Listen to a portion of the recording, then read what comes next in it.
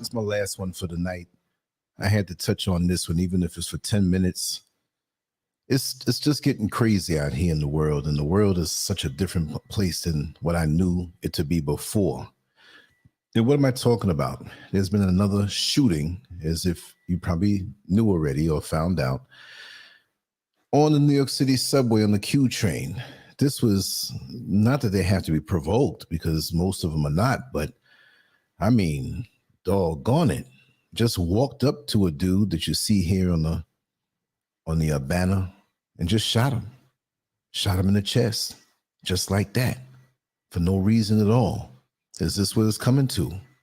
I'm glad I'm not in New York City. Like I said, I'm in New York. I was born and raised in New York City. April 8th, 1963. I'm proud of it.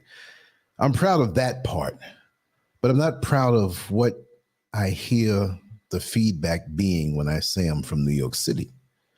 Oh, crazy place. There was another guy the other day, an electrician I spoke to. He says, I can tell you're from New York. Bullshit place, bullshit place.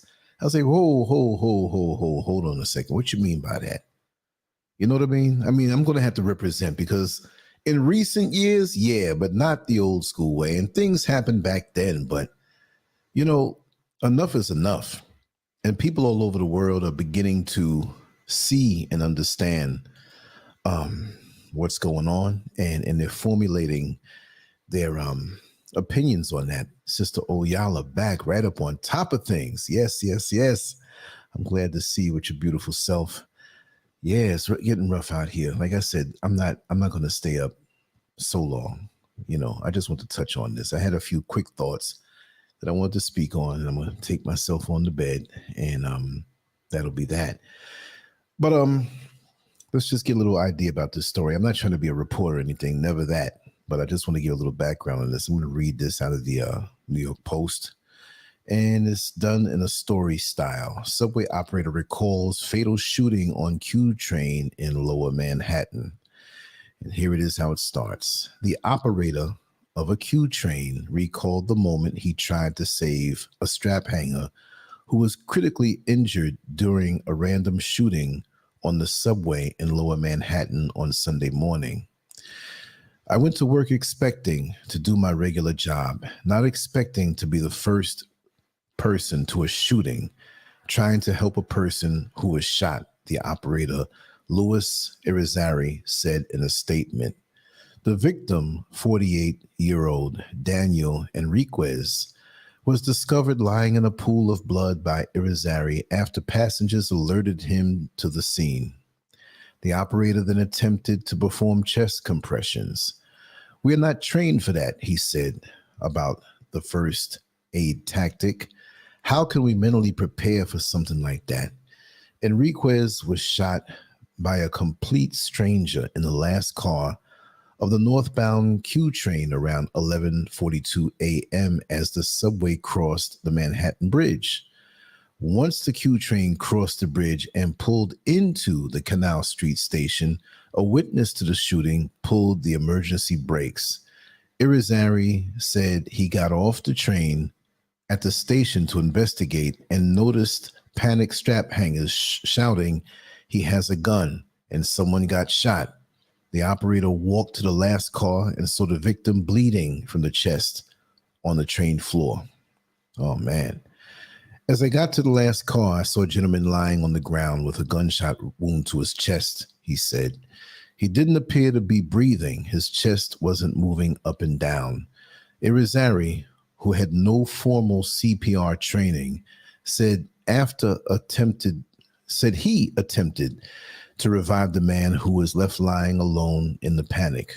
Nobody was helping him, so I got down and pushed down on his chest, giving chest compressions, he said. I'm not a trained EMT, but I was trying to help this man.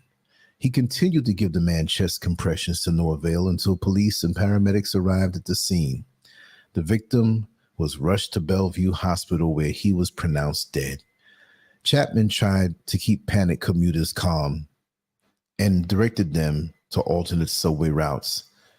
Irizarry's co-worker, the train's conductor, Wallstein Chapman, called rail control to inform them of the shooting. We did what we had to do, he said.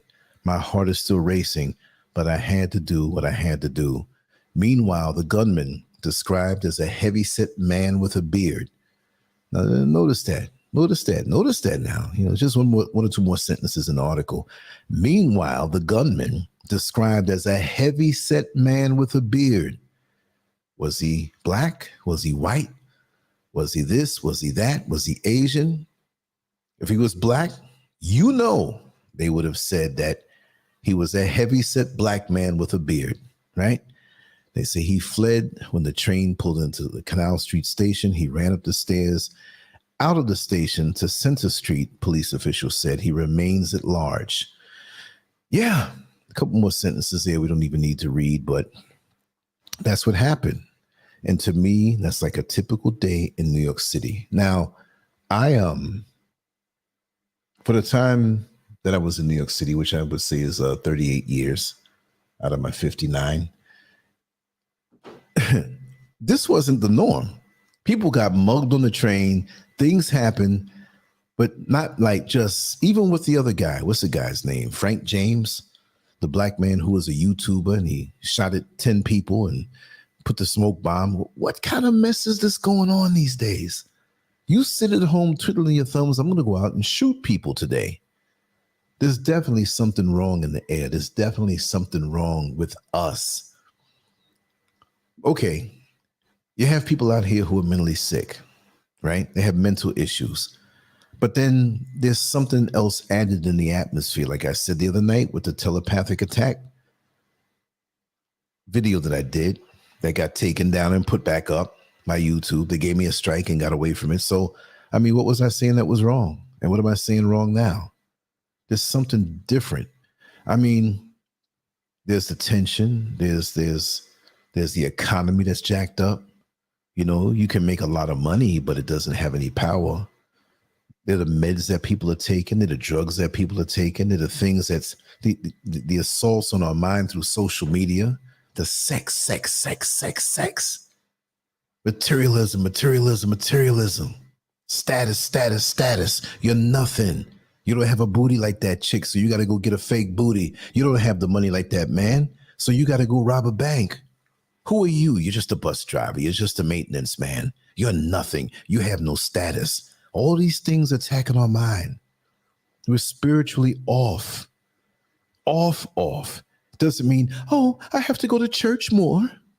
If you're looking to go to church to find spirituality, I got a bridge to sell you, because you're not going to find it. Just control. Society is off more than it ever has been before. And it's becoming a cartoon. It's becoming a caricature of itself. This is like, when they talk about reality TV, it's beginning to get where the reality TV is getting boring, and reality now is the amped up entertainment of the world. I'm not saying that this man being killed is just entertainment, but we have no more regard for life. And people have been killed for hundreds of thousands of years, and wars and things happening. Things were rough and in the South and stuff like that. But, back in the day when we thought about the future, those who are kind of in my age group, it doesn't matter the age group. I mean, even the youngsters now, 30 and under, they're seeing a change, and things were jacked up, or, just the last few, the good days when they were born, but they don't remember that. Something off. Imagine the mindset of those now who have to take the train after the whole James Frank thing, or Frank James, whatever his name is, the big black man, big hunk, the big weirdo looking. He's a weirdo looking dude though, for real. I don't know, the black one that shot the 10 people. That was a weird looking dude. I did not get good vibes just looking at him on sight alone. I'm not gonna lie. I'm gonna be straight up. That dude look like a pervert, man. He look like a peeper. He goes and peeps the window, women's windows and whatnot. Hangs around prostitutes but never buys them. You got them weirdos like that. They just hang around. Just want to look at booty. Yeah. So what kind of person did this? Like, I'm just going to shoot somebody and get away. And you can get away in New York City, you know. You can get away. You don't have to run. You can run the first bit and then just walk a little bit, gun in your hand, put back in your pocket, and mix in with the crowd. Everybody else is so traumatized and scared. And like I said before, I don't want it to happen, but guess what? There's going to be a lot more happening all across the country, all across America. And we know things happen all over the world, but that New York City is a special place. And I mean, if you don't live there and you live in a different country, or you live in different parts of the country, yeah, we know in Detroit, we know in Chicago, we know in Atlanta, we know Los Angeles, we know this stuff is all over the place. Dallas, Houston's bad. So, I mean, I'm not just picking on New York, but that's where I'm from and I know it well. And I know what it used to be. And I remember people who are older than me would tell me, and if there's anybody in those other age groups, maybe, let's see, 80 and above, 75 and above, tell me this. There was a time that my godmother told me that she could ride on the subway train and there could be somebody sitting across from her with a nice gold chain and nobody would look to even pull it off the guy's neck. As an example, it was that kind of place that people would tell you if you had money falling out of your pocket instead of going over there and snatching it and running. You know, and we know we had thieves way back then too. But what happened to that? And I tell you what, I know even though I was born in 63 and came up in the 70s, I kind of started sneaking around on a train by myself like around 13 years old, maybe a little younger. You know, you take the train for a couple of stops, but you got to look at it. It's different. When I went to the High School of Art and Design, and I started going back in fall of 78. Was it fall of 78? Yeah, it should have been fall of 77, but I was in a special program in the junior high school, which my 9th grade was in junior high school, not because I got left back, but it was a SP program for smart kids. And they accelerated this different type of learning. So by the time you got to high school, even though we would get right into the 10th grade, we were like supposed to be like 11th graders as far as what we knew, as far as the curriculum is concerned, right? And because of that, I was taking the train every day, the A train or the E, because they both ended up, you know, depending on who I wanted to ride with, because we had certain buddies that went to the same school from Queens. We were born, you know, we were raised in Queens, but we would take the train. So, I want to ride with Michael, or I want to ride with this one or that one, right? And so we take the train every day.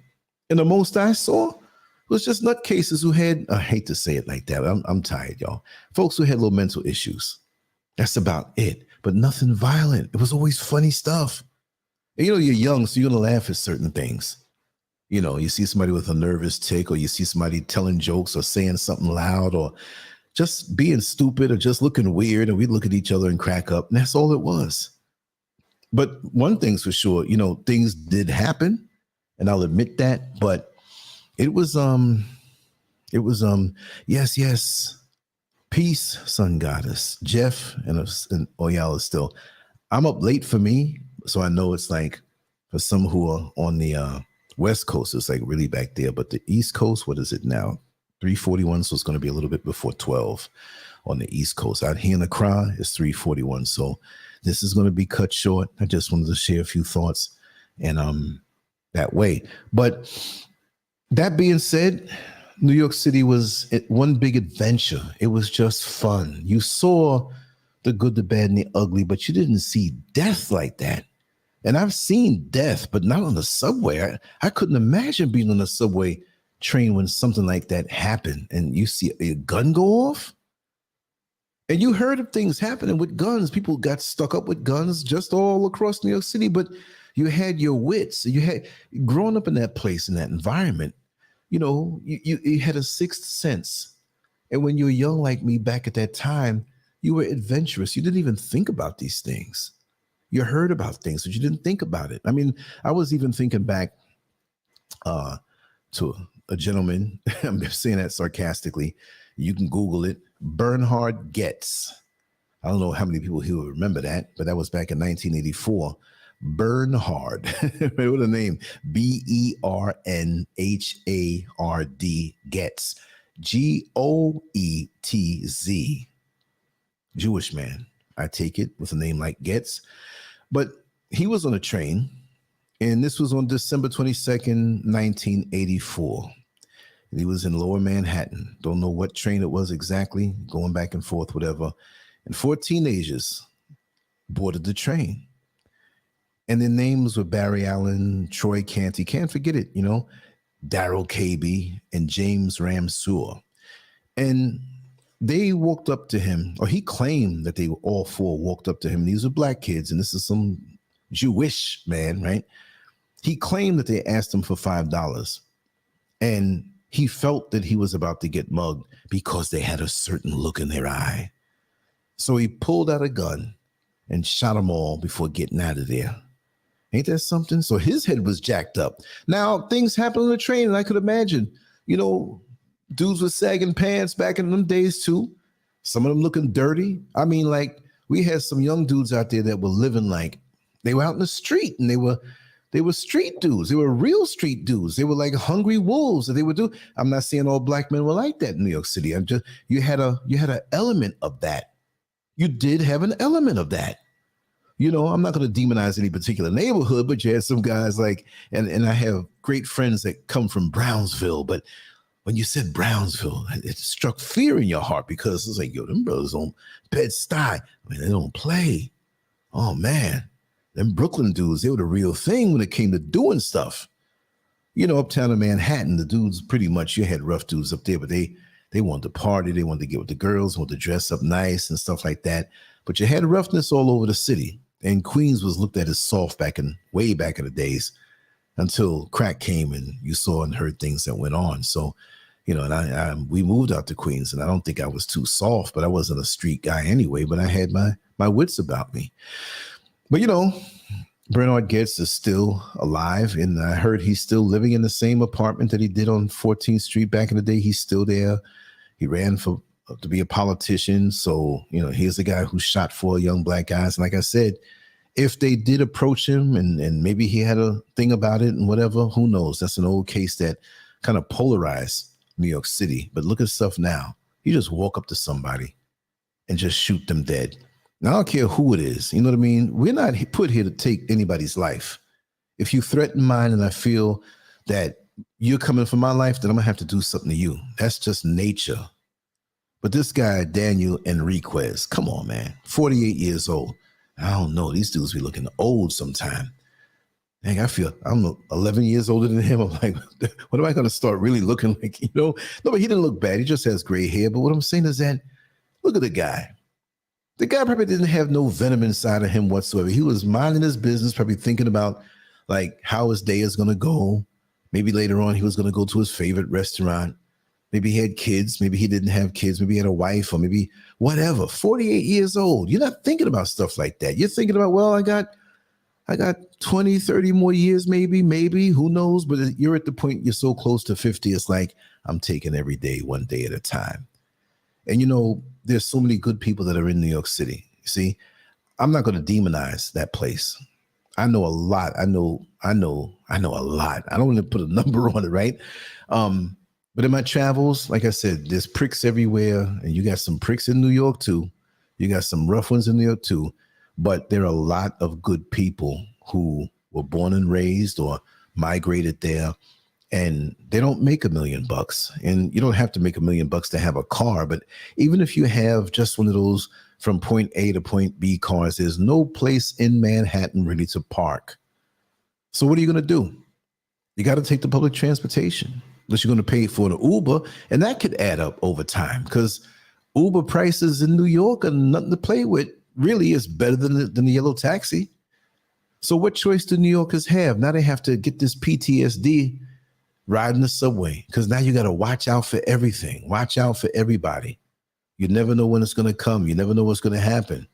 I told you that little story that happened to me. I was coming from the Bronx. I can't say adolescent because I was in my 20s, but there was some festivities going on, and I realized I had to get back in Queens in the morning time because I had something to do very important. So I had to leave there, and it was blizzard weather. What train was I on? The 6th train or something? I was trying to get down into Manhattan to get one of the trains to get out to Queens. So I kind of forgot the train, but it was an elevated line I know, and it was running local. And there was nobody out there, and I was well dressed. I was coming from some function and, thought I was slick, looking all good, dressed down and everything, muscular and in shape, but you couldn't see that. My face was chiseled. I was a young guy. I was feeling good. Went up there and, indulged in the calisthenics. And when I realized I had to get out, and I was like, why did I come up here? Now I got to take this long train ride. Cabs, the blizzard weather, you weren't going to get a taxi. I wasn't going to get a taxi because they didn't pick up black men. They weren't up in those parts. They were down in Midtown Manhattan.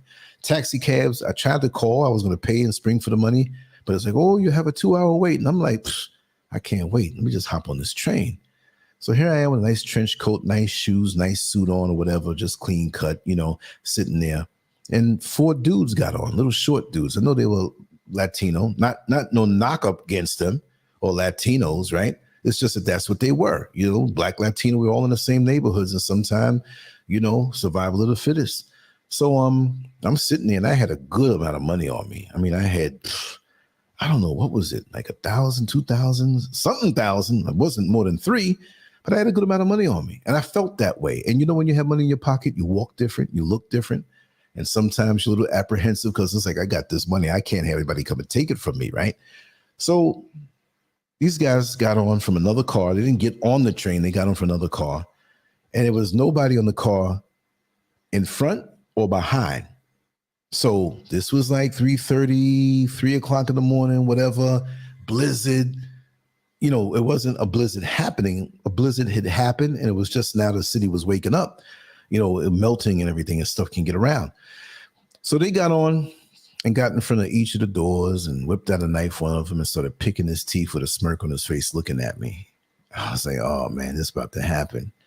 The door near me on my side, I looked over at him, and he did the same thing, pulled out a switchblade and picked his teeth, smirking. The other 2 did the same thing. So, all right, I'm going to be chopped liver. I could beat these guys. These guys probably didn't weigh no more than 125 pounds each.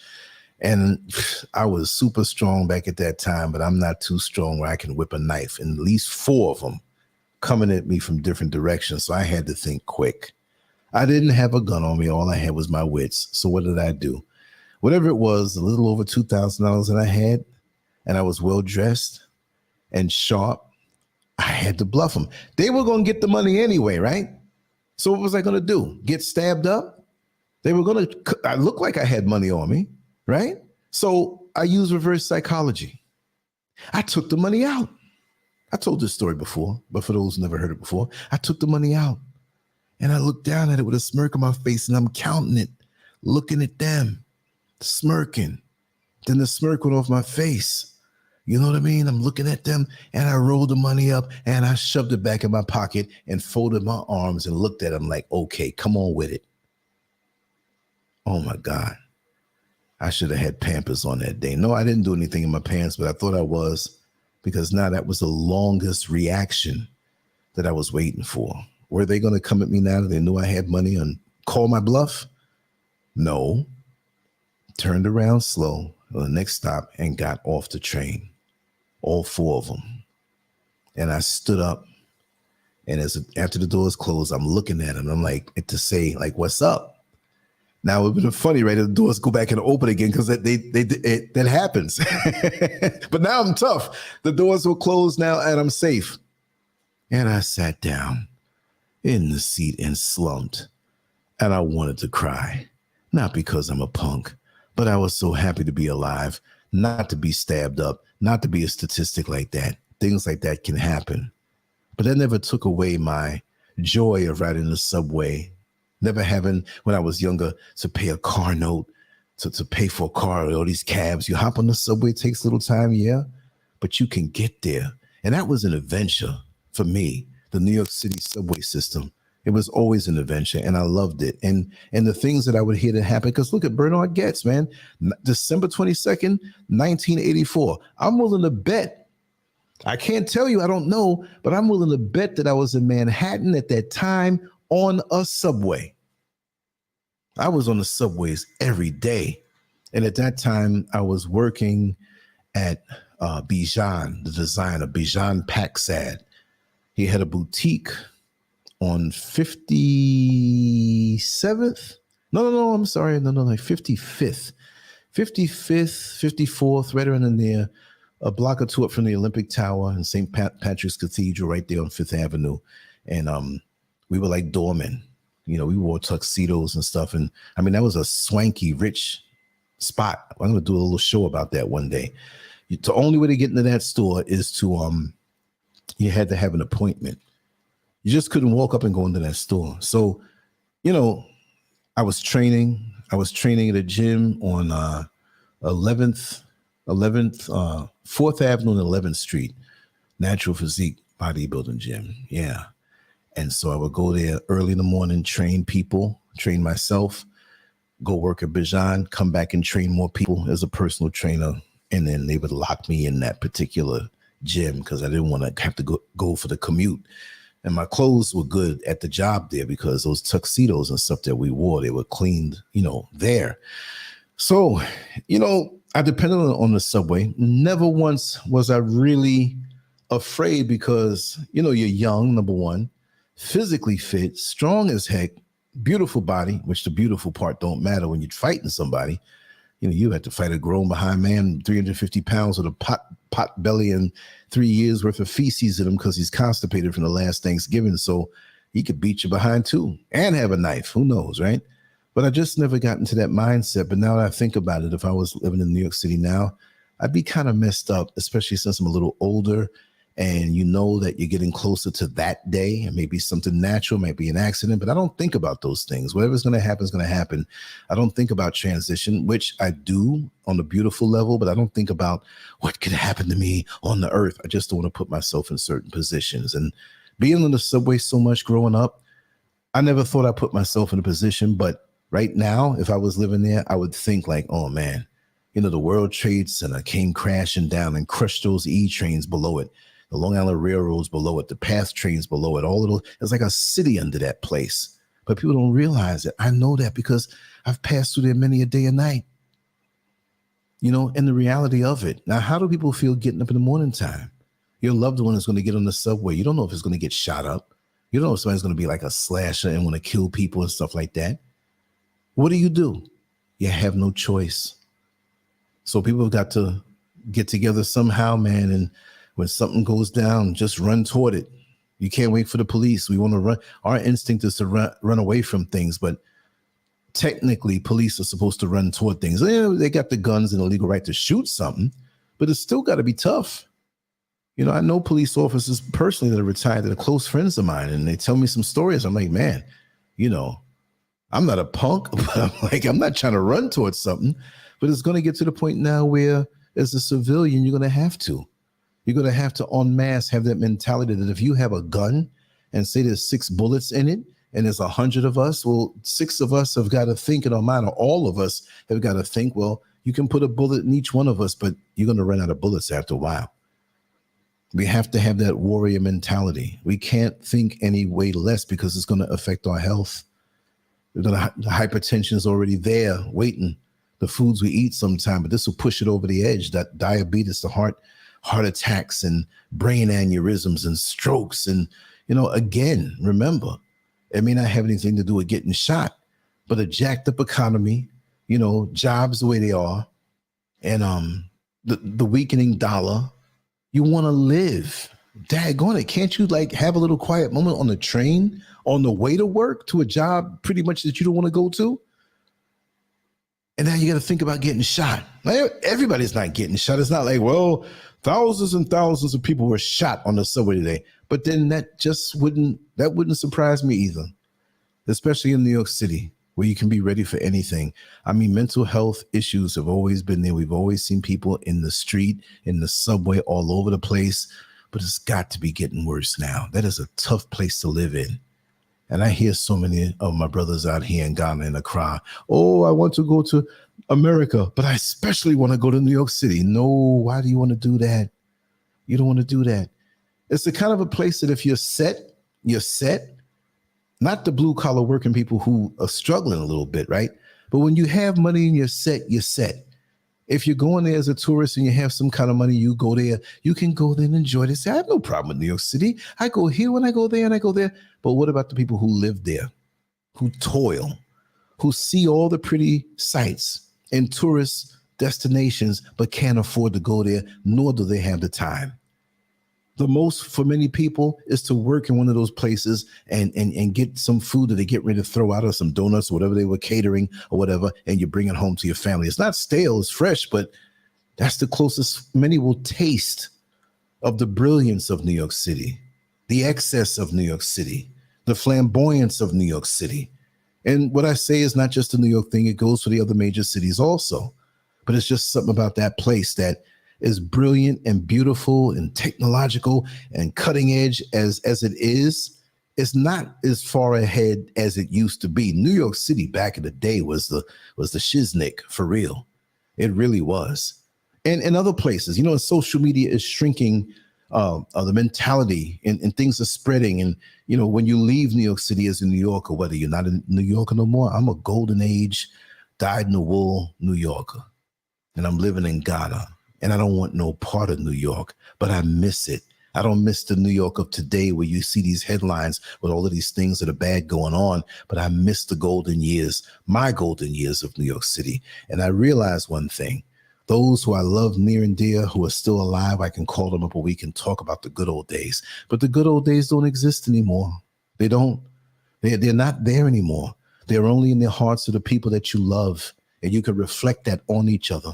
It's like when you lose a parent or you lose your parents and you have brothers and sisters where you both can, or all of you, if it's not just two, it could be 10 brothers and sisters. You can reflect the love of the parents just the same way the moon reflects the light of the sun when the sun is on the other side of the earth and you don't see it, but you see the light. And that's what it's going to come down to. We got to be light for each other, because if we depend on what's in the outside world, it's a gloomy place. You know, for years, I had this strange dream, reoccurring dream, and it wasn't a happy dream at all. But ever since I touched down here in the motherland, I never had that dream again. You want to hear it? Well, here's how it went. And after this, I'm going to run. I would find myself like, I wouldn't say so much of a red light district, right? But it was a place where it was lit enough, but a lot of shadows. Like, you know, at nighttime when you have a lot of warehouses, but they're closed up, nobody lives there. You might have some homeless people that are there back and forth.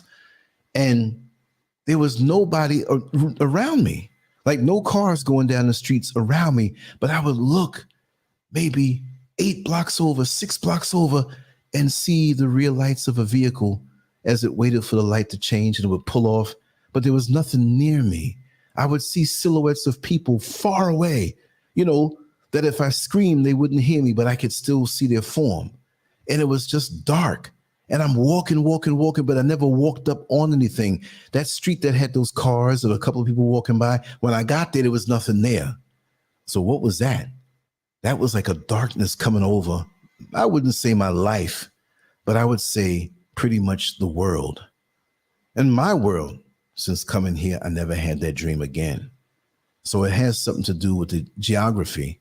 But also, too, I wouldn't say New York City because I lived for 19 years in Orlando after moving from New York City, but I'm a New Yorker to the bone.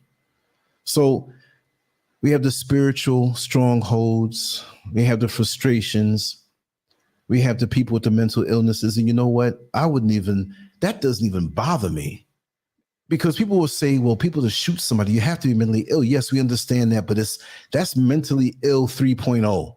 There's something else going on with these people spiritually, you know, and we're being squeezed. But the good people, they hold on.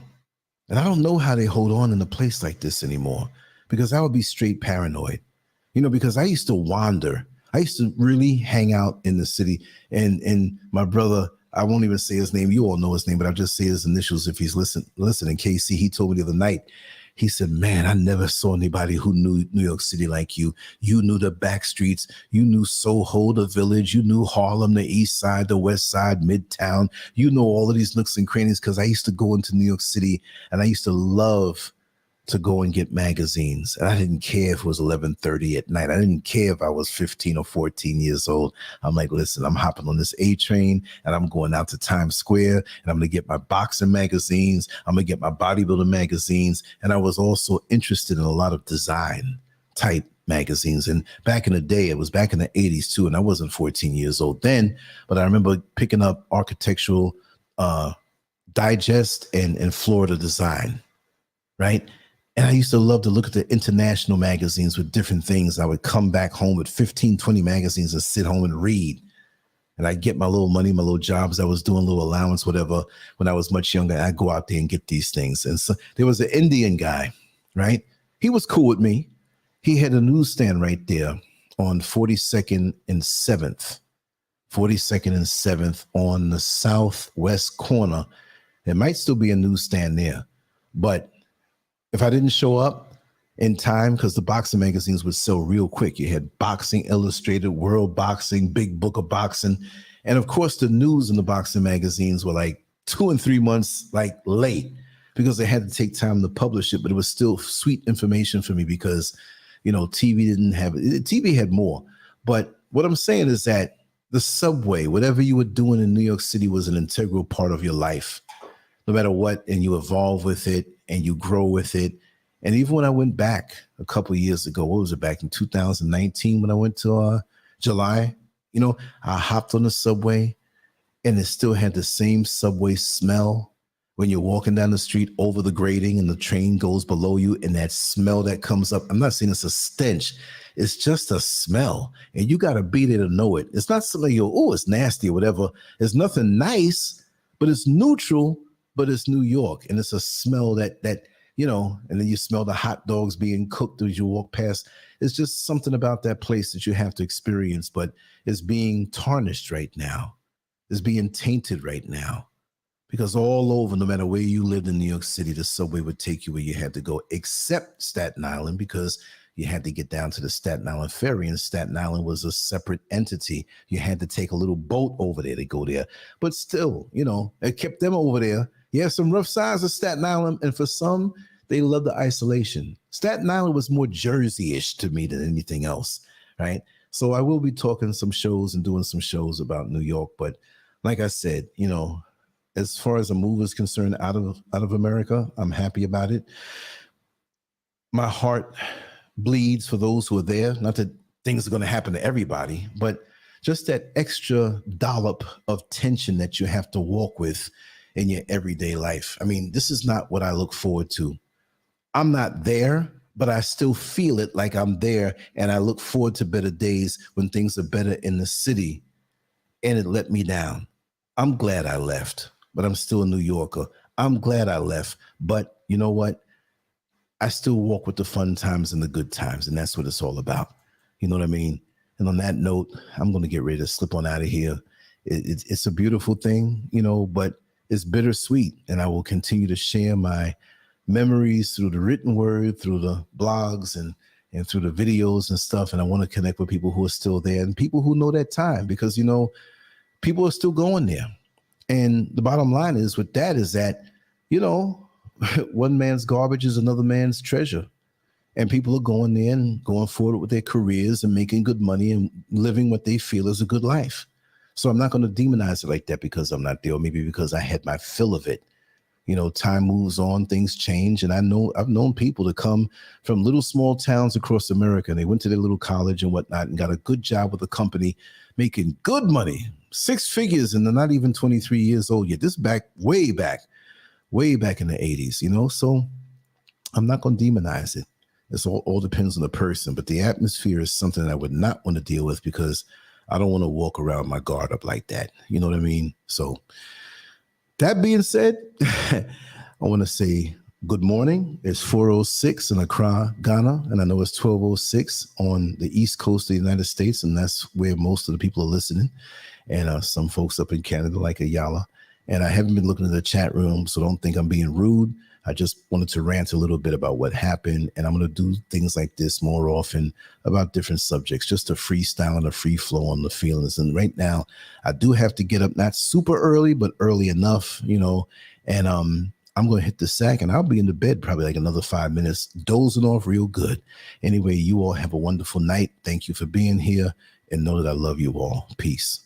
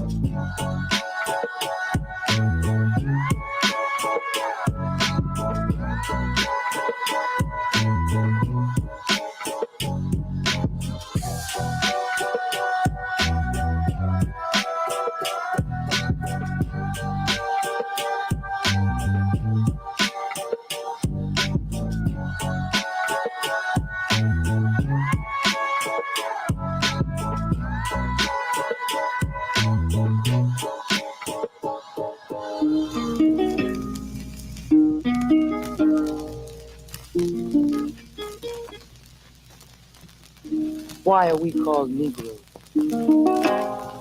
Why are we deaf, dumb, and blind? Why is everybody making progress, yet we seem to be lagging so far behind?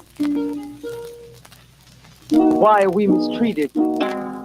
Why are we in this condition, stripped of our name, our language, our culture, our God, and our religion? Here in America, all of our religious training has been gotten by the preacher. He has told us of a heaven way up in the sky that we can't enjoy now, but rather after we die. But all of the years that we're living, for us there's nothing but hell, pain, torture, and misgiving. Yet the Bible speaks of a heaven filled with material luxury, which the white man and the preacher has right here, so we see. So, my friend, take it for what it's worth. Your heaven and your hell is right here on this earth. So let's check back into history, which rewards all research and tells us plainly that before the white man gained entry to the East, he was living in the caves of Europe, a ravenous beast, eating juniper roots and eating flesh raw, till God sent Moses to civilize him and teach him the law. Then, following Marco Polo, an explorer, he gained entry into Asia and Africa. From China, he took silk and gunpowder. From India, he took jute, manganese, and rubber. He raped Africa of her diamonds and her gold. From the Mideast, he took barrels of oil untold, raping, robbing, and murdering everything in his path. The whole black world has tasted of the white man's wrath. So, my friend, it's not hard to tell. A white man's heaven is a black man's hell.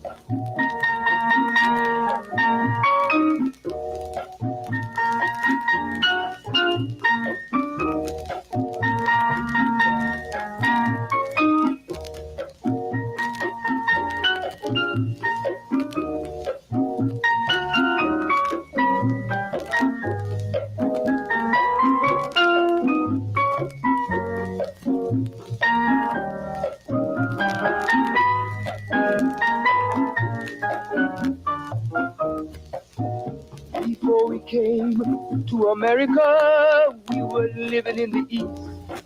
By the Nile River, we were living in luxury, enjoying freedom, justice, and equality. We wore silken robes, slippers of gold. We were the wealthiest and the wisest people, I'm told. Now we are the poorest of the poor. Nobody wants us at their door. So, my friend, it's easy to tell. White man heaven is black man hell.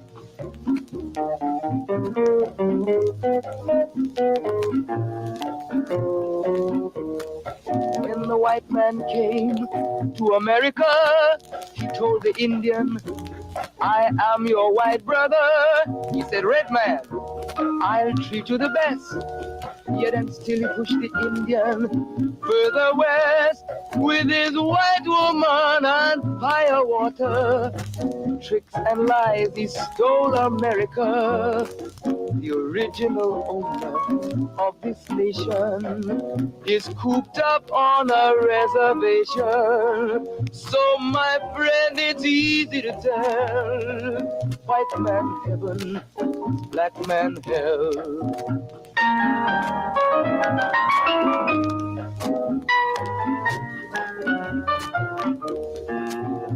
He needed someone to work the land. His back was too weak.